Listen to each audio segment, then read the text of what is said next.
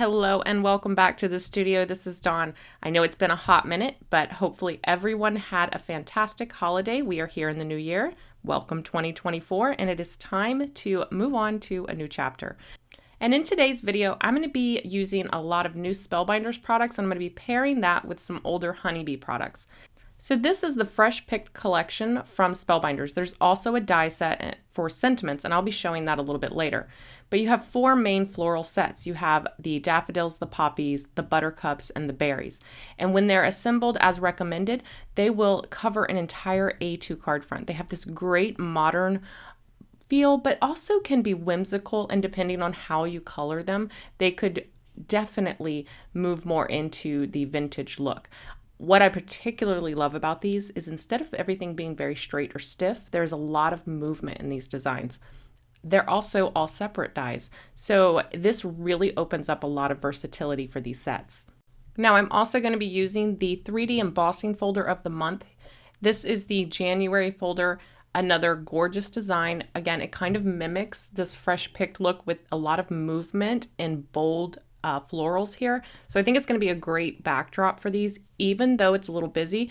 If I just emboss it and don't add any color, it's just going to add some great dimension to the background to support these bold florals. All right, so here's a look at the dies themselves and then some of the pieces as they've been cut out, along with a sample of the recommended layout. Now, you can see here that all of the dies are separate, so you can use as many or as few of these as you want. You can create the recommended layout here, or you can use these pieces individually to create your own little arrangements. So here, if I flip this over, just as a little demo here, I could just use one or two of these little sprigs. Well, I say little, but they're quite large. So look, just using two of these, add my flowers, and I've got a beautiful focal point that could carry the whole card.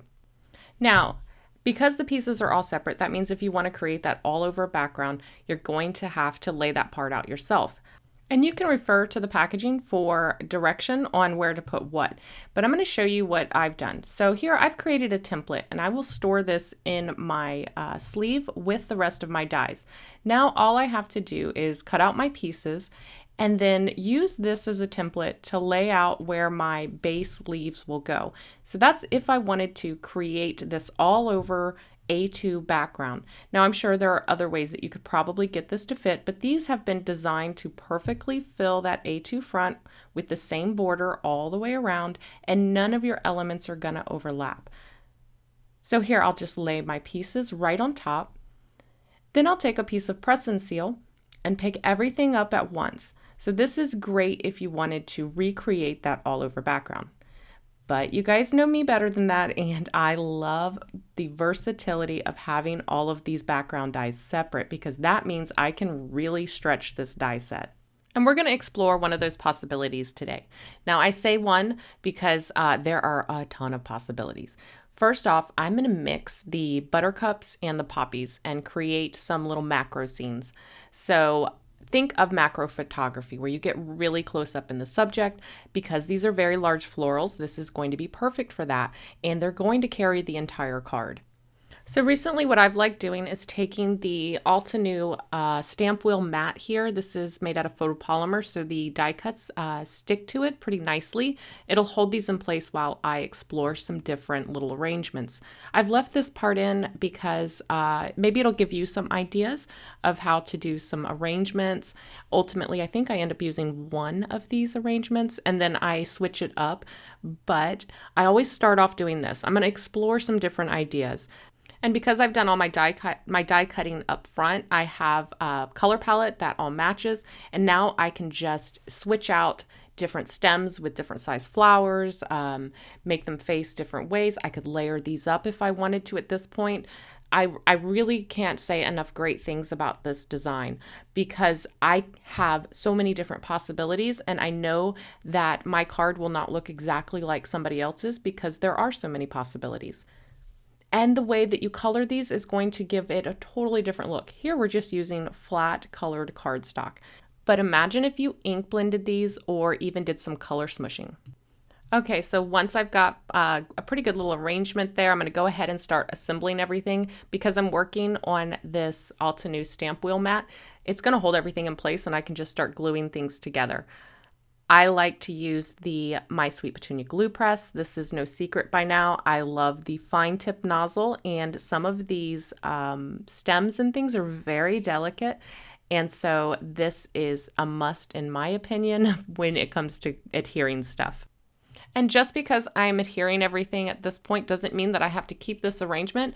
At this point, I am just focusing on creating each stem. So gluing the flowers here, the buttercups, to their stem, along with the little buttercup buds. Now I realize that those are supposed to be the buds of the buttercup, so they would be the same color.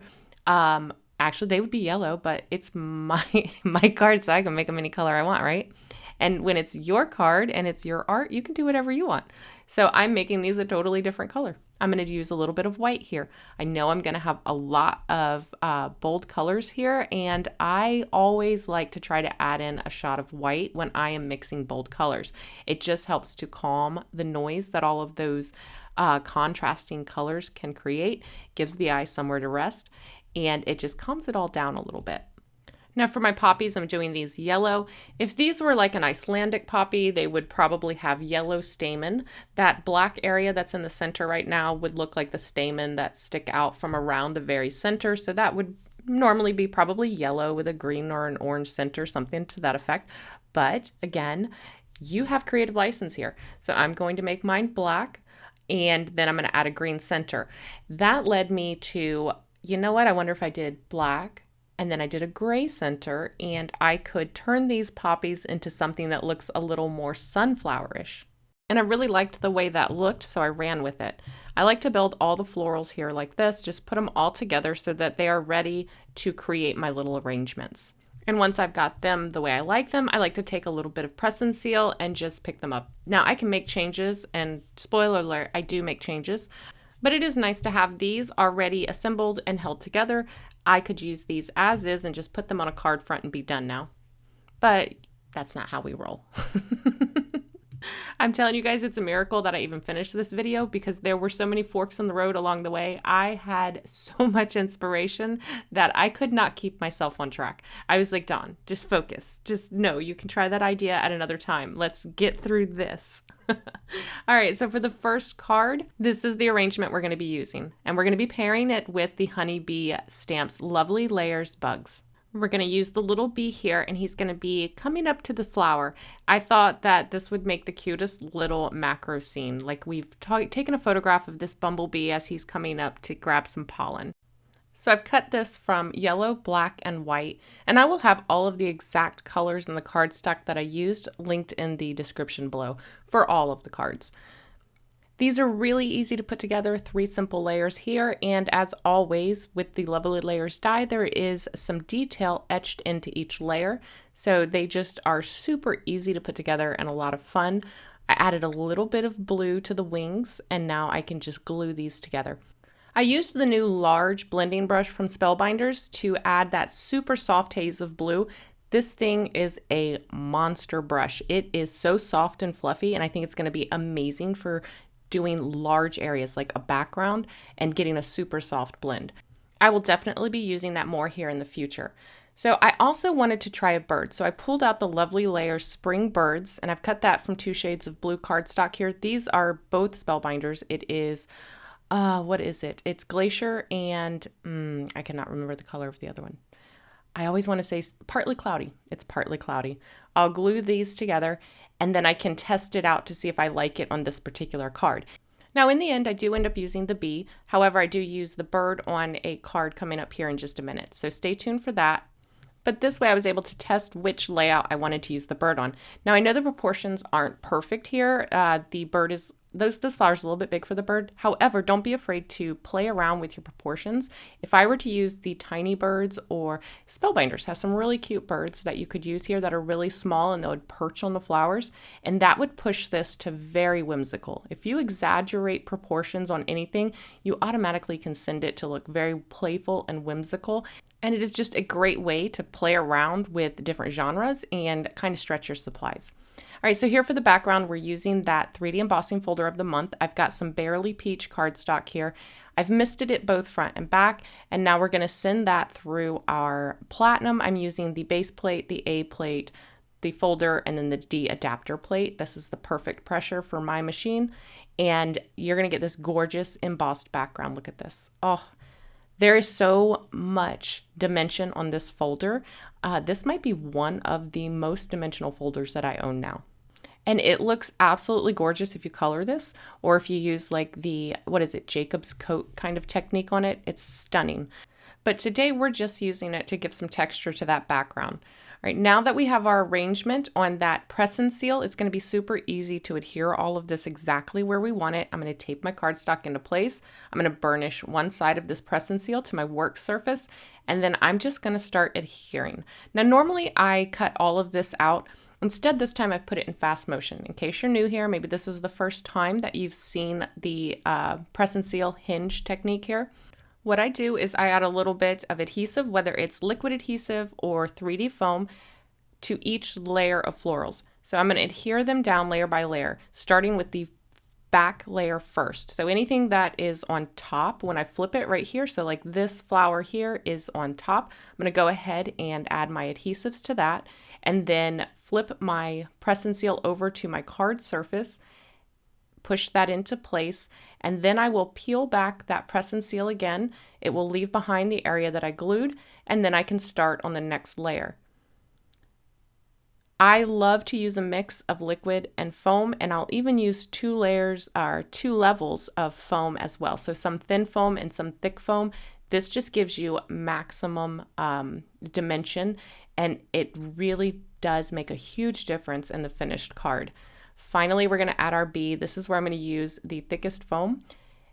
I need it to clear that flower, and that flower is a couple of layers of cardstock, so a little bit thicker foam, and it will rest flush with the flower, and then I don't have to worry about it being off balance. Flip it over, trim any excess, and then it's time to do our sentiment. Now, for the sentiment on this one, I'm going to use the Honeybee Be Still stamp set. There's a lot of wonderful sentiments in this set, and I really love the fonts here. I'm going to use Wherever the Year Takes You, May It Be Happy. I like the nod to being punny there, be happy, but it doesn't actually say B-E-E, happy. I like puns. I just, for some reason, don't love it when they're misspelled. I don't know. It's just a personal preference. I'm strange like that. But I like the fact that you have the be happy and a B, but it's also grammatically correct. All right, I'm going to stamp this using my MISC onto that Barely Peach cardstock, and then I'm going to use the coordinating die cuts here and my Bitty Buzz cutter to cut that out. I'm going to stack it a couple of times, and then it's going to fit nicely right here in the top upper 2/3 of the card, top upper third of the card, right in here. All right, so we will review the finished card at the end when we review all the cards, but for now we're going to jump into the next card. Now for this one, we are going to do the background just a little bit differently. So I'm still going to keep it very subtle. We're going to ink the folder. So you want to find the flat side, the side that has the indented impressions, and then all of the background is flat. We're going to take some pumice stone oxide ink, and we're going to ink up the folder with a brayer. The pumice stone oxide ink is very light. Here I'm just checking to make sure I have the flat side, and as we roll over that, it's going to apply ink to all of the flat parts of the folder, which is going to be the background. I'm going to put some white paper in here, and then I'm going to send that through my Platinum 6 here. Now you'll notice I didn't spray the cardstock at all. If you wanted to, you could spray the back of your cardstock. Don't spray the side that's going to come into contact with the ink because it'll give you more like a watercolor look, but if that's what you're going for, that's a good technique as well. Here I'm just sending it through dry. Now when I pull this out, it's going to be very subtle, but it is definitely going to make that background pop just a bit more. You can see here that pumice stone is very, very light, but it gives just the right amount of distinction between the background and the flowers. To clean up your folder, it's really easy. I'm using my Mighty Mister, and then I'm using these Swedish cloths here to clean up. I'm really enjoying using this Swedish dishcloth. This one I picked up from Honeybee, but Spellbinders also has some, and I'll have a link to both of those down below if you want to check those out. I don't have any issue with these holding smell. You can throw them in your washer, and they're all cellulose plant-based, so you don't have to worry about any microfiber either if that is something that you worry about. Now that our background's done, it is time to adhere. And I'm not going to show you all of the adhering here because we just saw this for the last card, but I'm going to do something a little bit different. I'm going to go ahead and adhere my first two flowers there. So you can see I've adhered the yellow and then that little blue one. Now I want to create my sentiment because I want to weave my sentiment into the design. So I want it to be above the yellow flower, but behind the white flower. I'm going to do this for two reasons. One, it's going to incorporate the sentiment into the design, and two, it's going to help separate that white flower from the white background. And for that, we're going to use the fresh picked sentiment die set here. This got a lot of great large die cut sentiments in it. We're going to be using the Hello. I've gone ahead and die cut it a couple of times from that Partly Cloudy cardstock. And then I'm going to adhere them one on top of another. You guys know the drill. This is just going to give it a little bit more substance, and it really helps it stand up to those multi-layered florals and that 3D embossed background. So we'll go ahead and add our adhesive and then adhere that directly to the background. Now I'm going to nestle this right in the curve of that leaf. I told you before, I love the movement that is in these dies, and this is a prime example. Here we've got that O rolling into that leaf, and it's absolutely gorgeous. It kind of blends so seamlessly into the design. For the last layer, I'm going to use some 3D foam so that it clears that hello. And then when we lay this into place, that flower, that white flower is going to slightly overlay that hello. And again, this is going to help separate that white flower from the background. It gives it just a little break back there. And I love the way that this one turned out. This one might be my favorite. It's so simple, but I love it.